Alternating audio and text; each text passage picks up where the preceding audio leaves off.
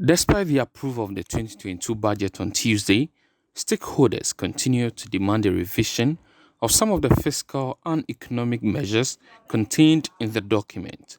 The minority maintains a stance on the need for the budget to be revised before government will end their cooperation, even the passage of the appropriation bill. They are asking for five key changes to be made in the budget, though at the time of the passage, these pointers had not been agreed upon.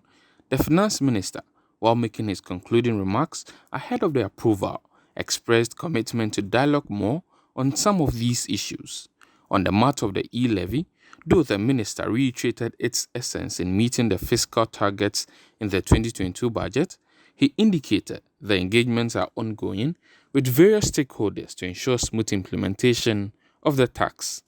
The e-levy enables us to tackle the three issues of debt sustainability, of infrastructure, and most importantly, of our employment issues.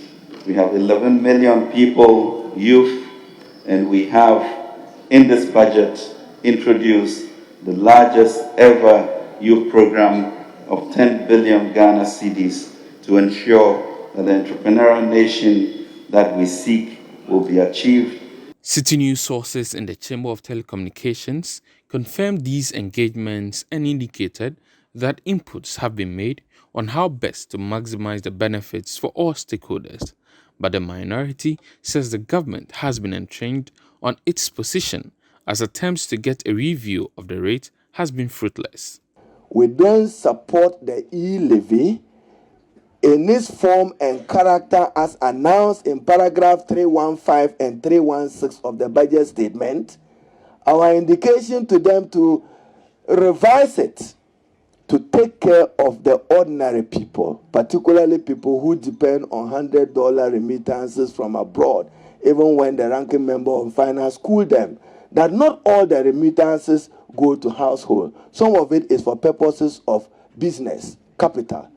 As the Honorable Adongo observed, you don't tax capital. So concessions, I want anybody to show to me where they have approved a budget subject to unknown concessions.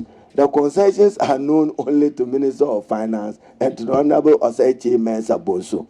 Is that how the Parliament of Ghana should work? A major demand by the minority is the need for provisions to be made for the construction of the Keta Sea defense. This was necessitated by the impact of the recent tidal wave disaster on residents of Keta, Ketu, and Anlo in the Volta region. The minority had threatened to resist the budget if provisions were not made for the project, but the finance minister assured of efforts to get it constructed. But some of the residents want the ministry to include a package for humanitarian assistance for the victims in the budget. For me, the assurance from the finance minister isn't enough. We all know that when a project is being captured in budget, it means that they have made a provision for it. And for that matter, in the next coming year, that project will be executed. But once the project has not been captured in the budget, it means therefore that it's not going to happen. So for me, as a person and my people that I represent, we are not very happy about that. And then it will be our wish that the victims of the tidal waves need material support. They need some capital investment too as well. The matter of the retabling of the Japa Royalties Minerals deal also added to the bane of the 2022 budget. The minority says it would not support any plans to collateralize revenues from Ghana's mineral resources. The Japa deal, which was first tabled in the 7th Parliament, was withdrawn after a risk assessment by the former Special Prosecutor Martin Amidu flagged it as having breached aspects of the Constitution. But the Finance Minister says the new deal will include concerns of all stakeholders. A former ranking member on Constitutional and Legal Affairs Committee of Parliament, Inusa Fuseni, however, believes that deal should only be presented if government is transparent. He also wants an anti-corruption risk assessment to be undertaken by the Office of the Special Prosecutor before the bill is presented to Parliament. I think that anti-corruption agencies ought to be consulted in this matter. The special prosecutor definitely has a role.